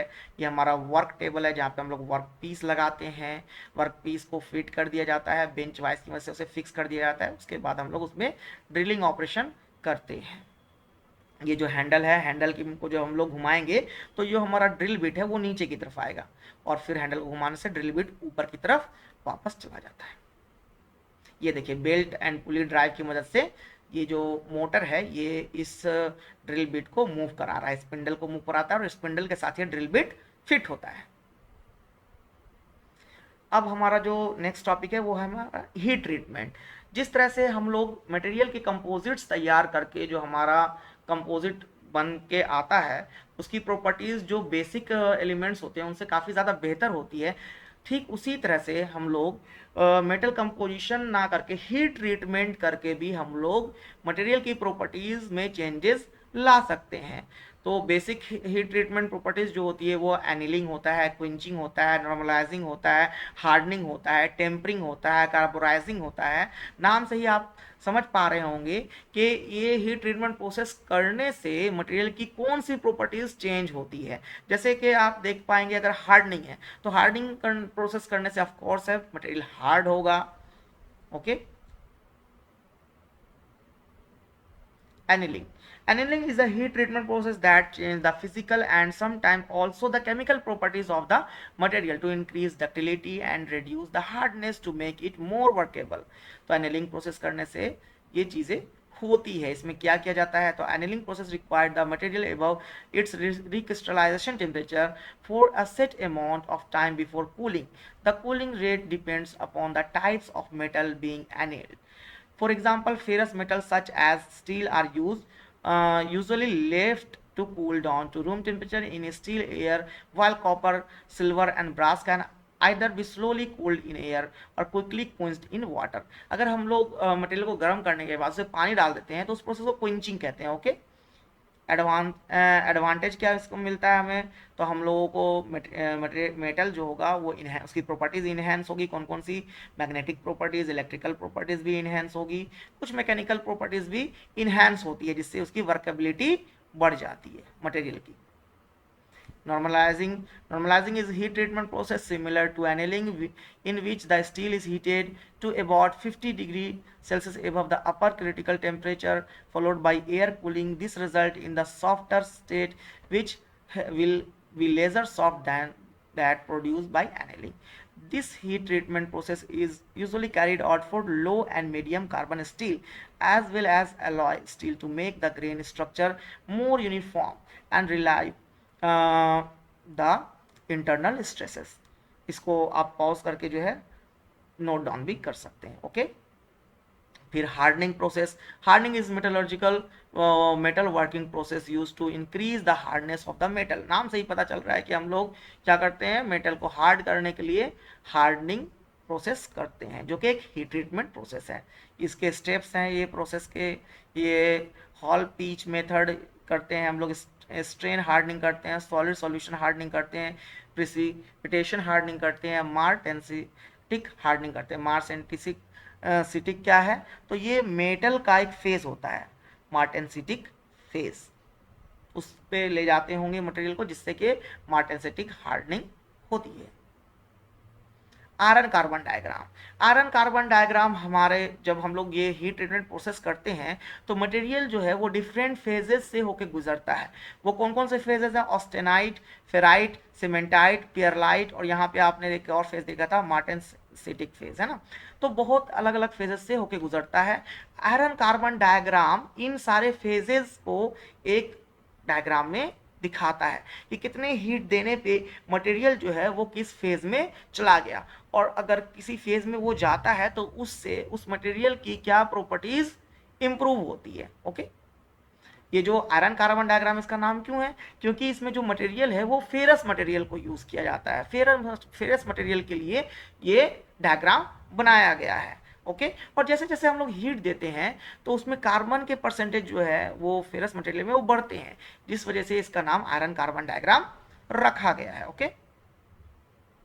ये देखिए, ये हमारा आयरन कार्बन डायग्राम है। यहाँ पे हम लोग कार्बन के परसेंटेज दिखा रहे हैं। यहाँ पे देखिए 0.16% से ये 0.008% से शुरू हुआ है और 6.67% तक गया है। और वहीं यहाँ पे डिग्री सेल्सियस में हम टेम्परेचर रेंज दिखा रहे हैं वर्टिकल में। ओके, तो देखिए जैसे 727 डिग्री सेल्सियस तक क्या हमें फेज देखने को मिलता है मटेरियल का, तो फेराइट और पियरलाइट फेज देखने को मिलता है, जिसमें कार्बन परसेंटेज 0.76% तक हमें देखने को मिलते हैं। ओके, उसके बाद जैसे जैसे हम लोग टेम्परेचर बढ़ाते हैं हमें कार्बन का परसेंटेज भी बढ़ता जाता है।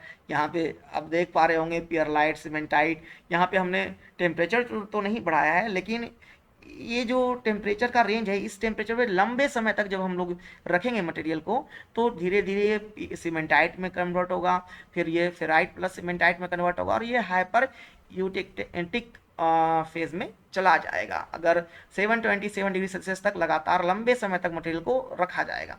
फिर टेम्परेचर रेंज हम लोग बढ़ाते हैं, टेम्परेचर रेंज जैसे जैसे बढ़ाते हैं तो ये ऑस्टेनाइट फेज में जाता है। ऑस्टेनाइट फेज को भी अगर टेम्परेचर को हम लोग लंबे समय तक रखते हैं तो ये हम देखेंगे कि ऑस्टेनाइट लिक्विड सॉल्यूशन में जाएगा, फिर ये लेड ब्यूराइट फेज में जाएगा। और यहाँ पे हम लोग देखेंगे कि टेम्परेचर रेंज जब और ज़्यादा बढ़ेगा तो ये पेरिटेक्टिक पॉइंट्स जो है ये हमें देखने को मिलता है।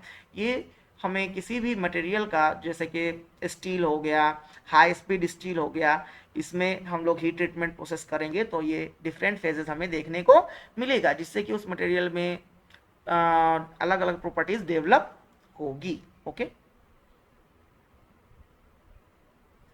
देखिए ये डिफरेंट फेज को मैंने जो है अलग से इसकी थ्योरी दी है आप लोगों को। Austenite is a solid solution of free carbon and iron in gamma iron. On heating the steel after upper critical temperature, the formation of structure complete into austenite, which is hard, ductile and non-magnetic. अब देखिए ये austenite phase में जो material बनकर तैयार होता है वो नॉन मैग्नेटिक होता है, जिसकी वजह से हम लोग इसका उस जगह पे यूज़ कर सकते हैं जहाँ पे हमें ये लगे कि मैग्नेटिक फील्ड की वजह से हमारा जो भी मशीनिंग पार्ट है वो अफेक्ट ना हो, वहाँ पे इस तरह के मटेरियल को हम लोग यूज़ कर सकते हैं, क्योंकि इसमें नॉन मैग्नेटिक प्रॉपर्टीज डेवलप हो गई है ऑस्टेनाइट में। It is able to dissolve large amount of carbon, ये कार्बन को अपने आप में डिजॉल्व करने में सक्षम होता है, इसकी कैपेसिटी होती है कि कार्बन को अपने में डिजॉल्व कर पाए। कार्बन को जितना ज़्यादा ये अपने में डिजॉल्व करेगा, इसकी हार्ड ये जो मटेरियल है उसकी हार्डनेस उतनी ज़्यादा बढ़ेगी। It is in between the critical or transfer range during the heating and cooling of steel. It is formed when steel contain carbon up to 1.8% at 1130 degree Celsius. तो 1130 degree Celsius पे और 1.8% carbon अगर किसी material में हमें देखने को मिलता है तो वो ऑस्टेनाइट फेज में है, हम ऐसा कह सकते हैं। On cooling below 723 degree Celsius it start transforming into पियरलाइट and ferrite, और जैसे ही हम इसे ठंडा करते हैं तो ये पियरलाइट और फेराइट फेज में जा सकता है। Austenitic steel can not be hardened by usually heat treatment method and are non magnetic. अब ये फेराइट कंटेन वेरी लिटिल और non carbon in iron.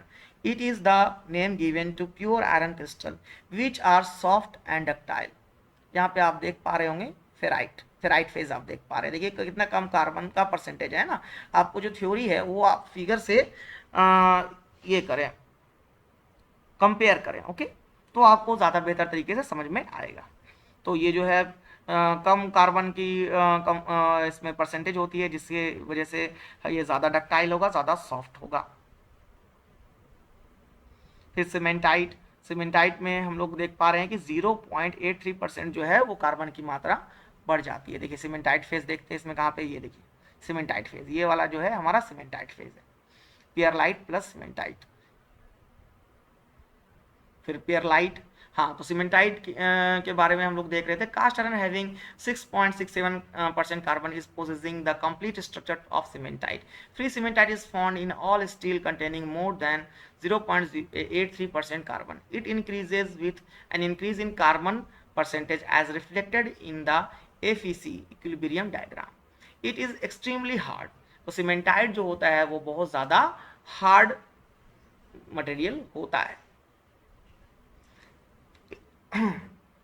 The hardness and brittleness of cast iron are believed to be due to presence of cementite. It decreased tensile strength. इसकी जो tensile strength होती है वो कम होती है. It is formed when the carbon form definite combination with iron in form of iron carbides, which are extremely hard in nature. The brittleness and hardness of cast iron are mainly controlled by the presence of cementite in it. It is magnetic below 200 degree Celsius. तो 200 degree Celsius के अगर नीचे इसका temperature हम लोग के जाते हैं तो ये मैग्नेटिक बिहेवियर शो करता है. ओके. और pearlite is the eutectoid alloy of ferrite and cementite. It occurs particularly in medium and low carbon steel. इसमें कम जो है कार्बन की मात्रा होती है. ओके. और ये जो है फेराइट और सीमेंटाइट का मिक्सचर है और ये मिक्सचर रेशियो क्या होगा 87 रेशियो 13 मीन्स फेराइट जो है 87% होगा और सीमेंटाइट 13% होगा. It's hardness increases with the proportion of पियरलाइट in ferrous material. पियरलाइट is a relatively strong, hard and ductile, whilst ferrite is weak, soft and ductile. It is built up to alternate light and dark plates. These layers are alternately ferrite and cementite. When seen with the help of microscope, the furnace has appearance like a pearl. Hence, it is called pearlite. Hardness steel are mixture of pearlite and cementite, while softening steel are mixture of ferrite and पेराइट. अब देखो पेरलाइट जो है material वो क्या है ferrite और पेरालाइट को अगर हम लोग मिक्स करेंगे तो उसमें हमें क्या देखने को मिलेगा, हमें सॉफ्ट स्टील देखने को मिलेगा. और वहीं अगर हम लोग पेरालाइट और सीमेंटाइट को मिक्स करेंगे तो उसमें हमें हार्ड स्टील देखने को मिलेगा. लेकिन पेरालाइट के मिक्स हो जाने से थोड़ी डक्टिलिटी और मेलेबिलिटी जो है वो बेहतर हो जाती है हमारे स्टील की. वहीं सीमेंटाइट में हमें बेटर डक्टिलिटी और मेलेबिलिटी देखने को नहीं मिलती है. हार्डनेस जो है हमें ज़्यादा देखने को मिलता है. ओके. तो इस तरह से हम लोग हम लोगों ने डिफरेंट फेज जो है मटेरियल के डिस्कस कर लिए. और इस तरह से हमारा ये जो वीडियो है वो एंड होता है. वीडियो बहुत ज़्यादा लंबा हो गया है स्टूडेंट, लेकिन क्योंकि आप लोगों का एग्ज़ाम काफ़ी नज़दीक था तो इसीलिए मैंने वीडियोस को 3 पार्ट में ना बना करके एक ही पार्ट में कंप्लीट कर दिया. इस वीडियो की मदद से आप बहुत सारे स्टूडेंट्स को जो है मदद मिलेगी पढ़ने पे. जब वो ड्यूरिंग जर्नी में अगर हों तो भी आप लोग ईयरफोन लगा के पढ़ सकते हैं. आप लोग फील्ड में बैठे हैं तो भी आप लोग पढ़ सकते हैं. अगर लाइट चली गई है और आप लोग किताब से नहीं पढ़ सकते हैं तो भी आप लोग मोबाइल से वीडियोस देख करके आप लोग अपने एग्ज़ाम का प्रिपरेशन कर सकते हैं. ओके. तो वीडियो को लाइक करें, शेयर करें और चैनल को सब्सक्राइब करें. आगे के वीडियोस जो है न्यूमेरिकल से रिलेटेड वीडियोस मैं आगे डालूंगा. ओके. Thank you.